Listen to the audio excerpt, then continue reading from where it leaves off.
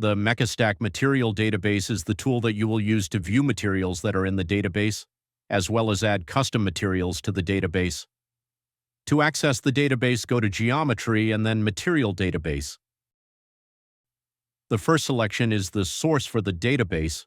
You can select to show all items, only those that are contained in the Meca database, or you can show only the custom materials that you have specified. The next field is the material specification, and it will filter the materials based upon the database that you previously selected.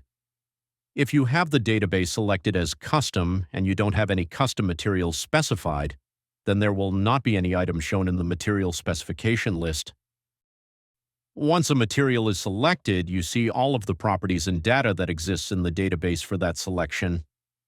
Please note that the database contains properties for the material at elevated temperatures because materials diminish in strength as the temperature increases.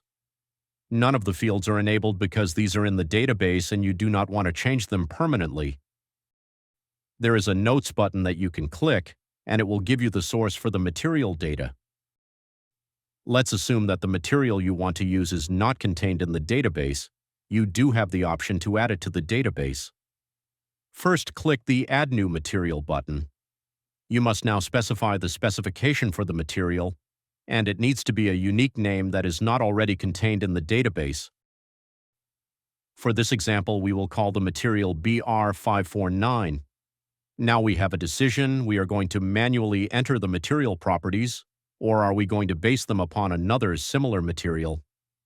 It is usually not too difficult to obtain a material's properties for ambient temperatures, but it is much more difficult to obtain the properties at elevated temperatures. Stacks are often hot, and so it is important that we have conservative properties that address high temperatures. Let's first handle the case where we manually enter the properties. We select Manual and then click Save. We are now taken to our original database window, but now the property fields are enabled so that we can now enter properties. We update the maximum temperature for which the material is suitable, the density of the material, and we click Notes to add any notes to help us determine how we obtain the material values. Then you proceed to the table at the bottom, and you enter material properties for ambient temperature and as many elevated temperatures as you are able to produce. You can add and remove rows using the plus and minus sign respectively. As we mentioned previously, we don't always have the properties for a material at elevated temperatures. For this reason, we have added an option to allow us to use a similar material for our new material properties. We will now go through that process. Once again, we click Add Material and then enter our unique material specification. This time, we will select the basis to be Copy Existing Material. Now we are asked for the material which we want to copy, and we will select A36.